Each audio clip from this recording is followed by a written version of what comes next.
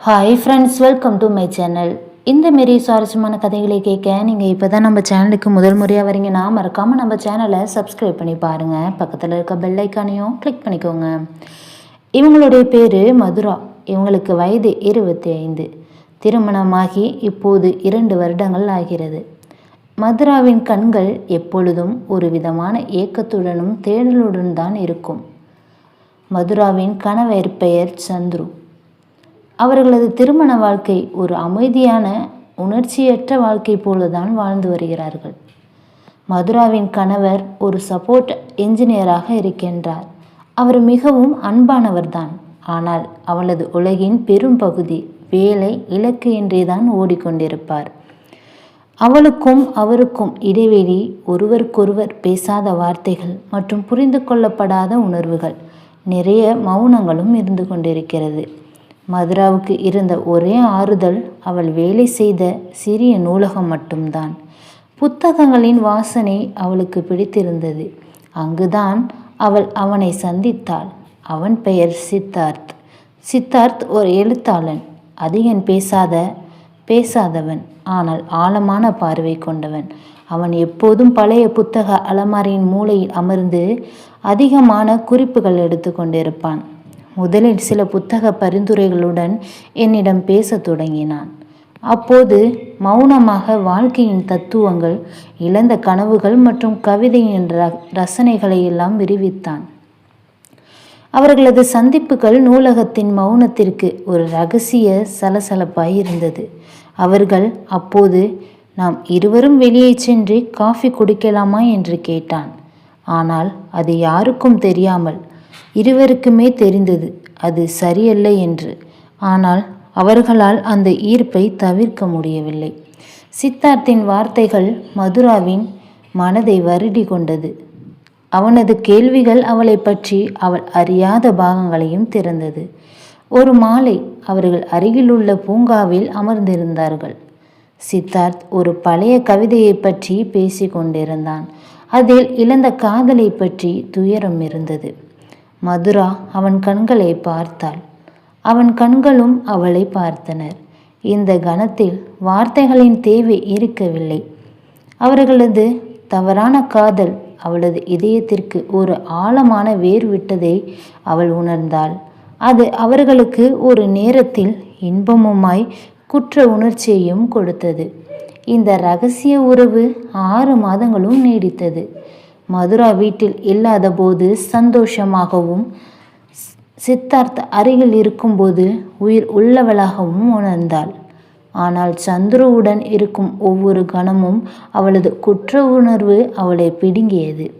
ஒரு நாள் சித்தார்த் அவளிடம் கேட்டான், நான் எத்தனை காலம் இப்படி நிகழ்வாகவே வாழ்வது? நீ என்னுடன் வருவாயா? உன் கணவனை விட்டு எனக்காக வருவாயா என்று கேட்டான். அப்போது மதுரா அமைதியாக இருந்தாள். அவள் விரும்பிய உண்மையான அன்பை மட்டுமே, திருமணத்தை முறித்து கொள்ளவோ யாரையும் கட்டாயப்படுத்தவோ அல்ல. சித்தார்த், என்னால் சந்துருவை விட்டு விலக முடியாது. அவர் மிகவும் நல்லவர். எந்த ரகசியமும், இந்த உணர்வுகள் நம் இத்துடனே முறித்து கொள்ள வேண்டும் என்று கண்ணீருடன் சொன்னாள். அப்போது சித்தார்த் அவளது கையை பிடித்து கொண்டான். முடிவு செய்வது அவ்வளவு சுலபமல்ல மதுரா. உனக்காகத்தான் நான் காத்திருப்பேன். உனக்கு என்று ஒரு நாள் என்னை நோக்கி நீ வருவாய் என்று நான் நம்புகின்றேன். நான் உனக்காகவே இருப்பேன். அந்த சந்திப்பு தான் அவர்களது கடைசி சந்திப்பு என்று அவள் நினைத்து கொண்டாள். அதன் பிறகு மதுரா நூலகத்திற்கு அவள் சந்துருவிடம் அதிக கவனம் செலுத்தவும் ஆரம்பித்தாள். தன்னுடைய குற்ற உணர்வை அன்பால் கழுவ முயன்றாள். ஆனால் அவளால் முடியவில்லை. 1 வாரம் கழிந்தது. முக்கியமான மாலையில் சந்துரு அவளை உணவகத்திற்கு அழைத்து சென்றான். அவன் வழக்கத்துக்கு மாறாக அதிகம் பேசினான். உணவின் முடிவில் அவன் அவளிடம் ஒரு சிறிய பெட்டியை கொடுத்தான். மதுரா, எனக்கு தெரியும் நம்மிடையே ஏதோ இழந்திருக்கிறேன் என்று.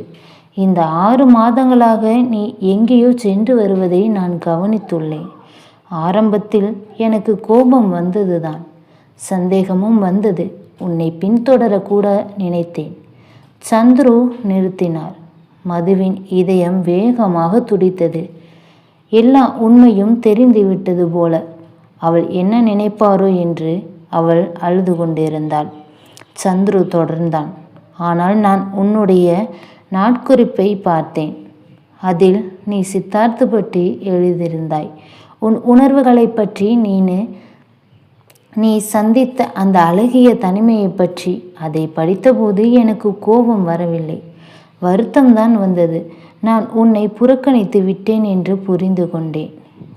என் இலக்குகளில் ஓடி உன்னை ஒரு நிழலாக மாற்றிவிட்டேன். இப்போது நான் உன்னிடம் இருந்த எல்லா மகிழ்ச்சியையும் பிடுங்கிவிட்டேன் என்று நினைக்கிறேன் என்று கூறினார். மதுரா திக்கிட்டாள். அவளது கண்களில் குற்றச்சாட்டோ கோபமோ இல்லை, மாறாக ஒரு ஆழமான சோகமும் அன்பும் இருந்தன. நான் சித்தார்த்தை பார்க்க சென்றேன், சந்துரு மெதுவாக சொன்னான்.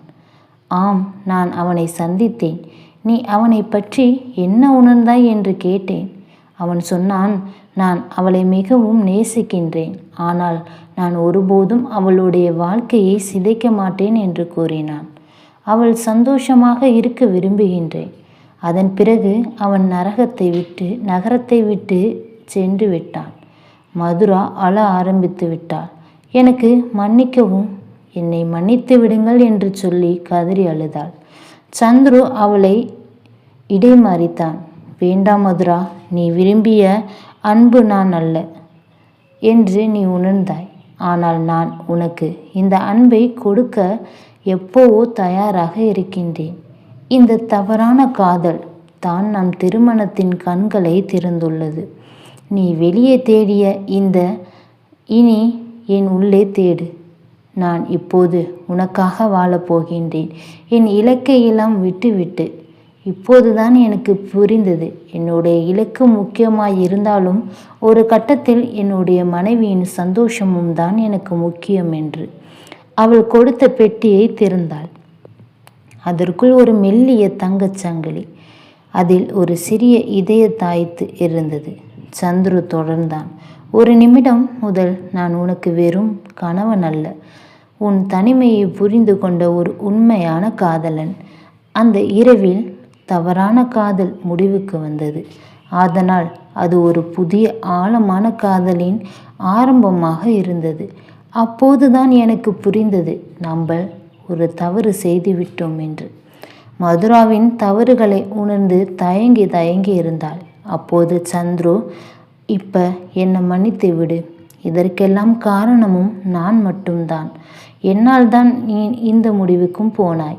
ஆனால் அந்த இடத்தில் ஒரு நிமிஷம் தயங்கி நின்றிருந்தால் கூட அந்த இடத்தில் நீ கவனச்சிதறவாய் ஆயிருப்பாய். இருந்தாலும் கொஞ்சம் சுதாரித்து கொண்டாய். அதற்காக நான் உனக்கு நன்றி சொல்கின்றேன் என்று கூறினார். அந்த இரவில் தவறான காதல் முடிவுக்கு வந்த பிறகு அது ஒரு புதிய ஆழமான காதலின் ஆரம்பமாக இருந்தது. சந்துரு மதுராவின் தனிமையை புரிந்து கொண்டு அவளது எதிர்பார்ப்புகளுக்கு இடமளித்தான். அவளுடைய இதயத்தின் மெலிமையும் பேச கற்றுக் கொடுத்தான். மதுராவின் தவறான காதல் அவள் வாழ்வில் ஒரு இருண்ட நிழலாகவே இருக்கவில்லை, மாறாக அது அவளது திருமண வாழ்க்கையின் மீது வெளிச்சம் பாய்த்திய ஒரு விடியல். திருமண வாழ்க்கை என்பது அவர்கள் இருவருக்கும் சொந்தமானவை. அவர்களில் ஒருவர் தடுமாறி சென்று விட்டாலும் அந்த திருமண வாழ்க்கையை முறிந்துவிடும். அந்த எதிர்பாராத திருப்பு முனை தவறான காதல் மூலம் பிறந்த உணர்வுகளை உண்மையான திருமண வாழ்க்கைக்குள் கொண்டு வந்தது. அப்போது அவர்கள் இருவருக்கும் மட்டும் இருந்தன ரகசியங்களை நீக்கி இதயங்களை ஒன்றிணைத்த ஒரு புதிய காதலாளர்களாக. அப்போதுதான் சந்துரு, உனக்கு பிடித்தவை எல்லாம் நான் இப்போதுதான் உணர்கின்றேன். என்னுடைய இலக்கு என்று நான் ஓடிக்கொண்டிருக்கும் போது உன்னையே நான் மறந்து விட்டேன். அப்போது கூட எனக்கு தெரியவில்லை. இப்போதான் எனக்கு புரிகிறது, ஒரு மனைவி என்பவளுக்கு அன்பும் பாசம் மிகுந்த மரியாதை இதையெல்லாம் கிடைக்க வேண்டும் என்று. அப்போது அவளுக்கு எந்த ஒரு இலக்கின் காரணமாக வரும் பணங்களும் அவளுக்கு விருப்பமில்லை என்று எனக்கு இப்போதுதான் புரிந்தது. அந்த பணம் மட்டுமே நமது வாழ்வை பூர்த்தி செய்வதில்லை, அப்படி இருக்கையில் என் வாழ்க்கையில் இது ஒரு முக்கியமான அனுபவமாக இருந்தது. சித்தார்த் இப்போதும் அவன் நினைவில்தான் இருந்தான். ஒரு இனிமையான நினைவாக. ஆனால் மதுரா அறிந்தால் அவளது பிரிவும் சந்துருவின் ஈடுபாடும் தான் இவளது வாழ்வில் அவளுக்கு ஒரு உண்மையில் தேவைப்பட்ட காதலன். இழந்த காதலை மீட்டெடுக்கும் ஒரு பயணத்தை ஆரம்பித்தாள். அப்போது சந்துருவுடன் சேர்ந்து அவளது பழைய காதலையும் உணர்ந்து இப்போதும் இருவருமே 2 பேரும் ஒன்றாக வாழ ஆரம்பித்து விட்டார்கள். காதலை உணர்ந்து இதுக்கப்புறம் இந்த தவறை செய்யாமல் இப்போது தன்னுடைய சந்துருவின் இருக்கும் காதலை அறிந்த அவள் வாழ்க்கையை ஒன்றாக வாழ ஆரம்பித்து ஒருத்தருக்கு ஒருத்தர் புரிதலின் மகிழ்ச்சியை தெரிவித்தனர். இந்த கதை பிடிச்சிருந்துச்சு அப்படின்னா லைக் அண்ட் ஷேர் பண்ணுங்கள். கீழே இருக்க கமெண்ட் பாக்ஸில் கமெண்ட் பண்ணுங்கள். தேங்க்ஸ் ஃபார் வாட்சிங்.